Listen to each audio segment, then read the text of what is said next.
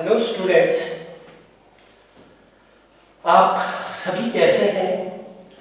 मैं आपके सामने फिर एक बार आपके साथ आमने सामने हूँ और मैं आपके लिए एक टॉपिक लाया हूँ। वो हमारे जो है causes and consequences of Soviet union disintegration. हमारा कल जो टॉपिक था उसको हमने इन डिटेल पढ़ा हुआ है कि इसमें क्या हो गया। बाइपोलरिटी जो बाइपोलरिटी कैसे एंड ऑफ बाइपोलरिटी कैसे हो गया। हमारी पहले से दो डेवलपिंग सुपर पावर्स थी, America and Russia, United states of Russia और यूएस। दोनों का अलायंस था बहुत सारे कंट्रीज के साथ। ऐसे ही हमारे यूएसएसआर जो था, यूनाइटेड स्टेट्स ऑफ रशिया, उनकी 15 स्टेट्स थी। 15 स्टेट्स को उन्होंने अपना एक राही अमल बनाया था कि हम कैसे बढ़े। तो कैसे क्या हुआ ये इसको हमने कल डिटेल से पढ़ा हुआ था कि इसके लिए ये यूनियन ऑफ यूएसएसआर 1917 में बनी। वो उन्होंने कम्युनिस्ट सिस्टम, एक कम्युनिस्ट पार्टी जो थी वो कम्युनिज्म बेसिस पे रखी थी, बनाई थी। फिर ऐसे हुआ, फिर आगे बढ़ते गए, तो हमने इसको डिस्कस किया हुआ। आज हम देखेंगे कि हमारे जो है वो जो क्यों डिसइंटीग्रेट हुआ, why did Soviet union disintegrate, ये डिसइंटीग्रेट क्यों हुआ, ये डिसबैंड क्यों हुआ, इसकी जो स्टेट्स थी क्या वजूहात थे, क्या वजह थी, क्या कौन रिस्पॉन्सिबल था इसके लिए। जो एक कंट्री बहुत बड़ी थी, जो सेकंड इन पावर थी after America, the United states of Russia were second in whatever is concern. चाहे आर्मी को लेना था, arm development of the citizens लेना था, चाहे उनका कम्युनिकेशन का सिस्टम जो था, उनका ट्रांसपोर्ट सिस्टम था, वो एक सुई से लेके, एक पिन से लेके और एक कार तक खुद ही बनाते थे। रशिया वाज सो पावरफुल कि एक छोटे से छोटे पिन से लेके गाड़ी तक खुद बनाता था। और वो हमारे USA, United state of America, which is a developed country and which is the leading one. At that time, there were two superpower blocs, America and USA. USA was first and second was United States of Russia. But what happened to USSR? Why that USSR disintegrate? Despite of a second superpower in the world, USSR disintegrate. वो क्यों हुआ ऐसा? जो मुल्क जो किसी पे depend ही नहीं था, ऐसा मुल्क जिसके अंदर वो जो सिस्टम ऐसा था कि वो एक पिन से लेके एक जहाज तक खुद बनाते थे।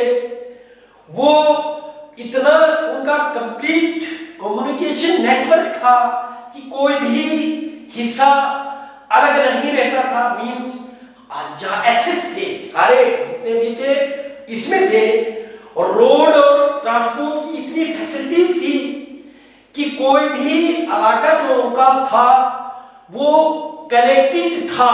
मींस कि अनकनेक्टेड होता, जो कनेक्ट नहीं है अपने सेंटर से, अपने रूरल एरिया, अर्बन एरिया से, मींस ऐसा कोई नहीं था। रोड जो है हर घर जाता था, हर हिस्से में जाता था। इतनी वो जो थी कि डोमेस्टिक थिंग्स, जो भी कंज्यूमर्स को इतने अच्छे टाइम पे, इतना अच्छे रेट्स पे, रीजनेबल रेट्स पे उनको चीजें मुहैया होती थी। Things were available to each and every citizen on reasonable rates. बिल्कुल अच्छा था, नो एम्प्लॉयमेंट थी। और फिर इतना मुल्क जो तरक्की करता गया, इतनी तरक्की की उसने कि हर चीज उसके पास था, इंश्योर करता था हर एक को, हर एक जो है वो उस तक खाना पहुंचता था, उस तक गाड़ी पहुंचती थी, उस तक मैसेज पहुंचता था।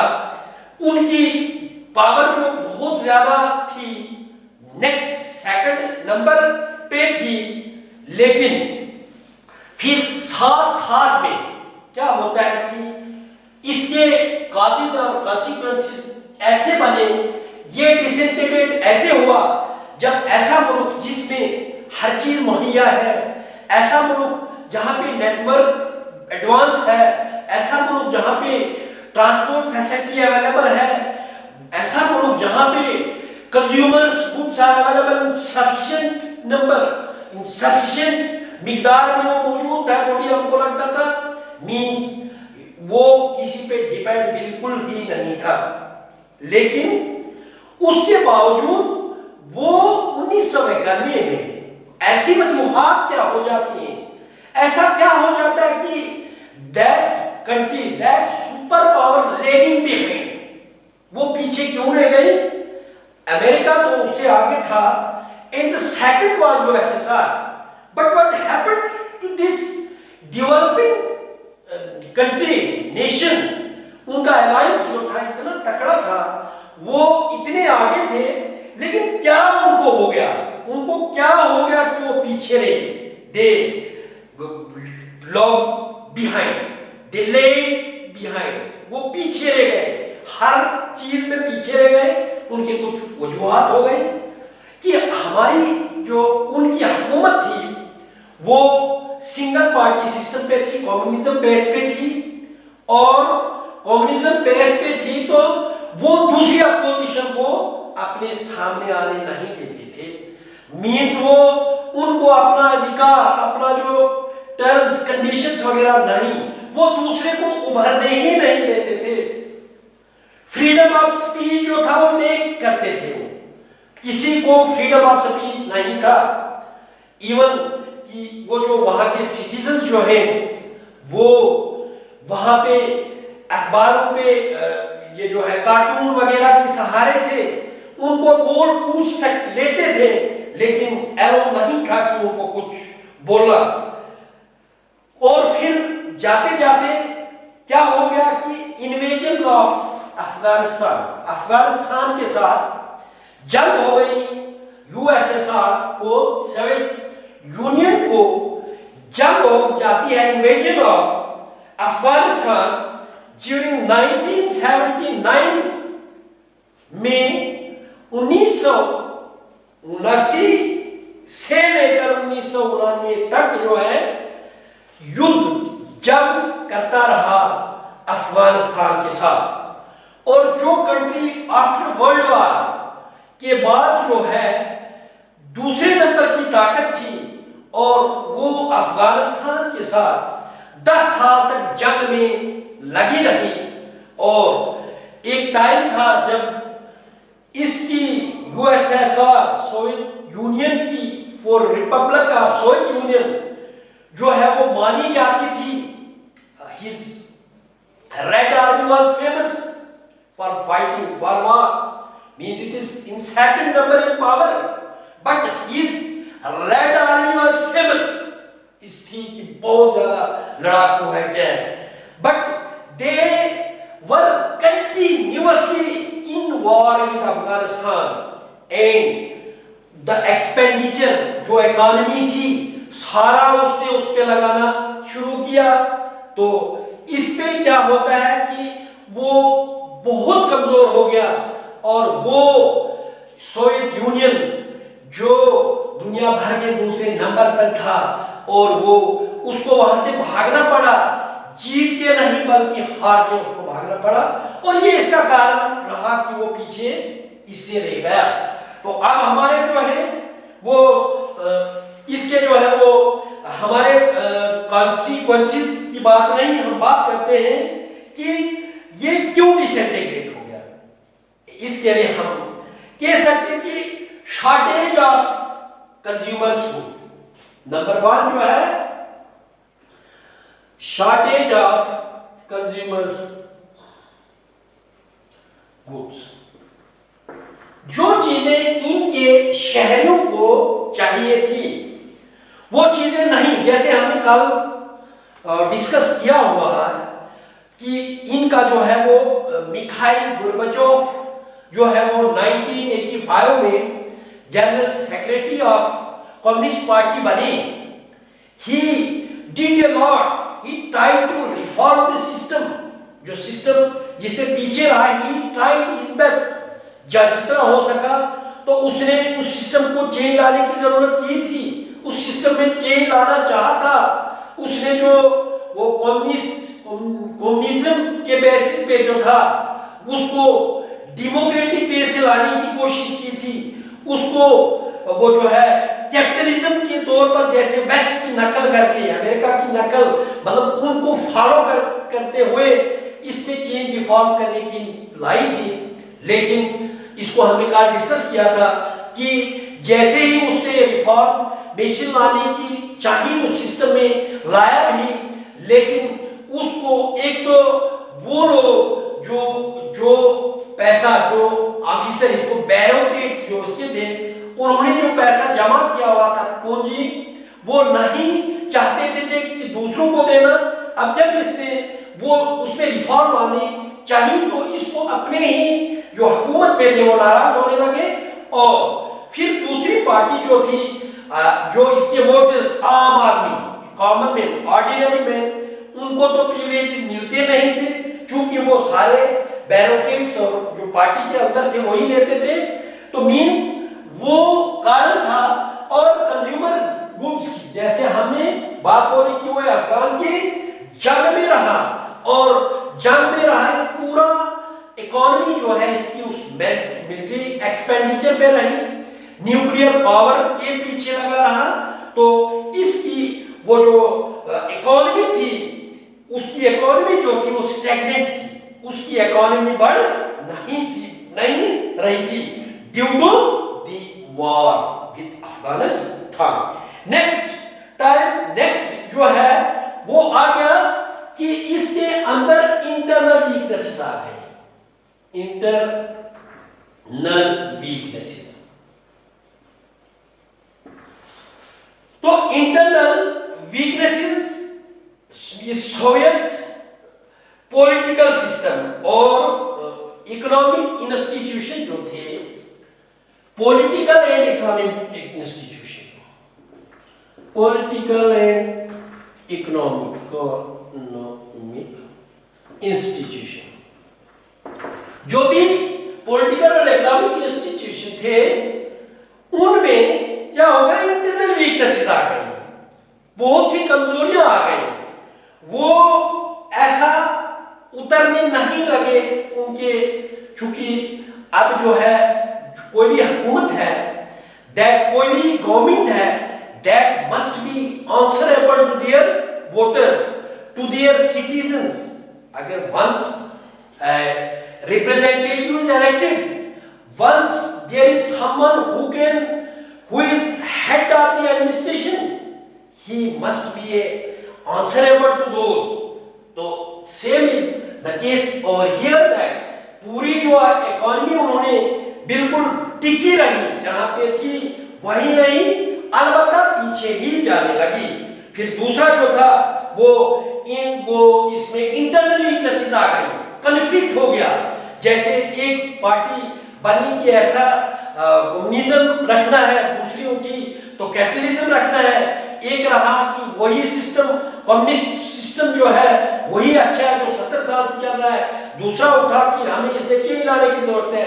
Once the conflict takes place between the different parties within the country, अपने ही मुल्क में, उनके अंदर कोई भी इंस्टीट्यूशन है उसके अंदर इंटरनल कॉन्फ्लिक्ट्स हो गए, इंटरनल वीकनेसेस हो गई, तो उस सिलसिले में क्या हो गया कि ये भी एक काज बना कि इसको टूटने का एक काज बना।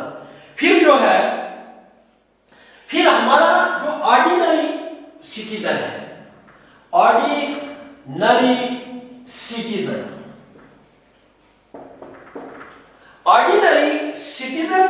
become more knowledgeable. Ordinary citizen become more knowledgeable. आपको नोट्स में मिल जाएंगे, उसमें ordinary citizen become more knowledgeable regarding the development advancement of the West. अब कुछ लोग जो थे, आम आदमी जो था, वो समझ चुका था, वो उनको नॉलेज हो गया था कि जो वेस्ट हमारा यूएसए है, यूनाइटेड स्टेट्स ऑफ अमेरिका है, उसमें जो सिस्टम था कैपिटलिज्म का, वो उनको उनके बारे में पता चल चुका था। अब उनको नॉलेज आ गई थी, उनकी इकोनॉमिक कंडीशंस के बारे में वो जान चुके थे कि वो बहुत आगे चले गए हैं और हमारी जो सोवियत यूनियन है ये पीछे रह गई है। तो इस कारण बहुत सारी स्टेट्स, बहुत सारे सिटीजन, बहुत सारे ग्रुप्स जो है वो नाराज हो गए थे अपनी हुकूमत से और उससे वो नाला थे। नाला मीन्स, फिर बात हमने कल जैसे बोल दिया कि जब इलेक्शन हुआ तो इलेक्शन में जो हालत हो गई थी इसकी, मिखाइल गोर्बाचोव की, तो उसने रिफॉर्म लाना चाहा था, लेकिन जब आप बोरिस येल्सिन आया तो उसने क्या किया कि he won the popular election, उसने इलेक्शन जीता। इलेक्शन जीतने के बाद बड़ी भारी अक्सरियत में इलेक्शन जीता। फिर उसी के दौर में क्या हुआ कि वो हमारी जो पावर शिफ्ट होने लगी, डिसबैंड हो गया, पूरी वो जो स्टेट्स जो थी वो डिसबैंड हो गई, अलग अलग हो गई और पावर जो है अब रिपब्लिक्स को शिफ्ट करने लगे। अब मतलब पावर्स जो पहले सारे एक हमारी कम्युनिस्ट पार्टी के पास थी, नौ जब वो ब्रेकअप हो जाता है इसका सोवियत यूनियन का in 3 major blocks, Russia, Ukraine and Belarus, जब इन 3 स्टेट में बट जाता है यूनाइटेड स्टेट्स, तो पावर्स जो है वो चेंज होने, वहां से चेंज होने लगी और रिपब्लिक्स को पावर जाने लगी। और इसमें जो है जाने लगे तो वो ब्रेकअप था एक।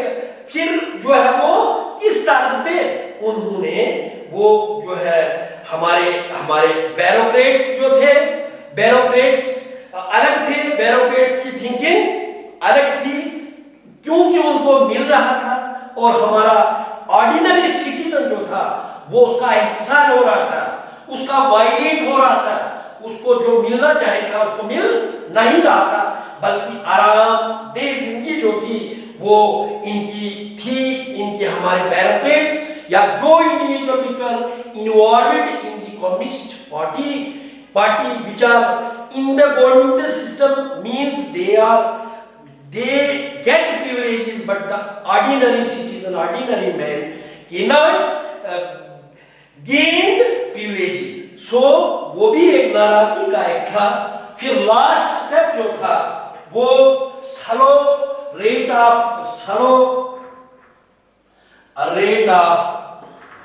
गोर्बाचोव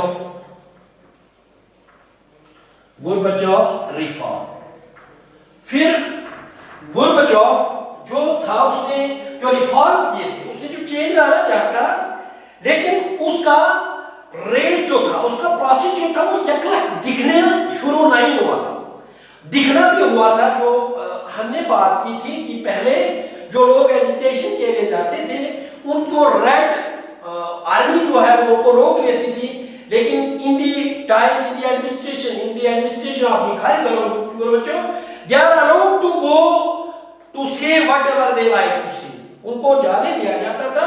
तो एक कारण वो भी बना था ये कि उन्होंने सोचा कि इन्होंने लोगों, सिटीजन का माइंड जो है वो बिल्कुल चेंज किया है और नेशनलिज्म की तरफ इन्होंने दिया। वो एक कारण जो है वो भी एक टूटने का था। तो फिर slow rate of Gorbachev reformation, जो रिफॉर्म उसने किए उसका स्लो रेट था। तो ये हमारे जो था ये क्यों हमारा डिसइंटीग्रेट हुआ, क्यों जो 3 स्टेट्स बन गई यूनाइटेड स्टेट की, अब जो है वो सिस्टम जो था वो जो सिस्टम है उनका वो चेंज होने लगा। फिर आगे इसकी कॉन्सिक्वेंसेस क्या हो गए।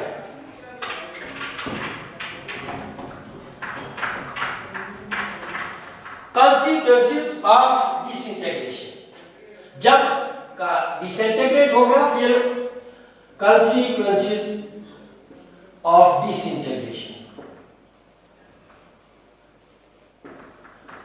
तो असरात क्या पड़े, क्या हुआ। नंबर एक ये हुआ कि end of cold war, end of cold war. Number एक हो गया कि एंड ऑफ कोल्ड वॉर। जो वर्ल्ड वॉर सेकंड 1945 जब खात्मा हुआ, तो 1945 के बाद जो 1945 के बाद there started cold war between two growing superpowers, means USA and the USSR। उनके दरमियान जो कोल्ड वॉर था, तो जब 91 में सोवियत यूनियन जो है डिसइंटीग्रेट हो गया, ये हिस्सों में रिपब्लिक्स में बट गया, तो इससे क्या हो गया कि एंड ऑफ कोल्ड वॉर हो गया। जो सर्द जंग दोनों कंट्रीज में थी, अब उसका खात्मा हो गया। जो रेस थी उनकी, आर्मी रेस, न्यूक्लियर रेस वगैरह वगैरह, वो खत्म हो गई, क्योंकि अब जो है जो यूएसए है that become a super power. And जब हुआ इसका, तो मींस उसको लड़ता यूनाइटेड सोवियत यूनियन था, अब जो है USA became the only sole superpower when Soviet Union disintegrated, and its consequences, the first consequence is that India end of the Cold War, सर्द जंग का खात्मा हो गया। Next, USA became the only sole superpower, because during the Cold War there were two power blocks, and when the second power block, that is Soviet Union, USSR, disintegrates, now there remains USA, which was the sole। और लोगों के दिलों में अब ऐसा हो रहा कि अब सिर्फ जो है वो अमेरिका ही एक ऐसा है जो मतलब जो सुपर पावर है। तो फिर तीसरा कॉन्सिक्वेंस इसका ये होगा कि इसमें कैपिटलिज्म बिकम डोमिनेंट। जैसे कैपिटलिज्म जो था, it was followed by USA, and communism was followed by USSR. Once the Soviet Union disintegrates, and the consequences of disintegration is that this capitalism become the dominant, मतलब ये सबसे ताकतवर हो गया, बहुत ताकतवर हो गया, और कैपिटलिज्म फैलने लगा। जो हमारे अमेरिका में चलता था सिस्टम, वो अब यहाँ भी चलने लगा। फिर नेक्स्ट इसका बना एंड ऑफ सोवियत ब्लॉक हो गया, एंड ऑफ सोवियत ब्लॉक। जो 15, क्योंकि हमारा यूनाइटेड स्टेट्स ऑफ रशिया जो थी, इसमें 15 ममालिक थे, इसमें 15 रिपब्लिक्स थे, 15 ब्लॉक्स थे, जो उन ब्लॉक्स का खात्मा हो गया, because some states were impressed by the process and methodology of the western country। कुछ उनका असर उनके पे पड़ा, कुछ आपस में नाराज हो गई, एक दूसरे से नाराज हो गई।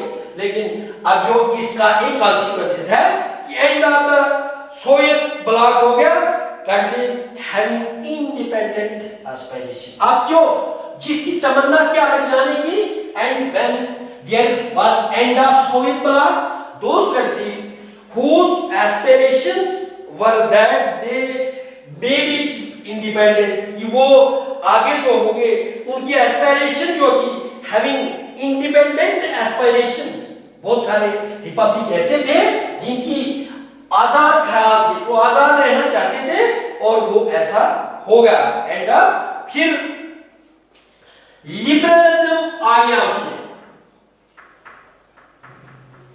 जैसे पहले जो था यहां पे जो है वो फ्रीडम ऑफ स्पीच नहीं था, लोगों को वो जो है डेमोक्रेसी का पूरा एंजॉय नहीं लेने देते थे।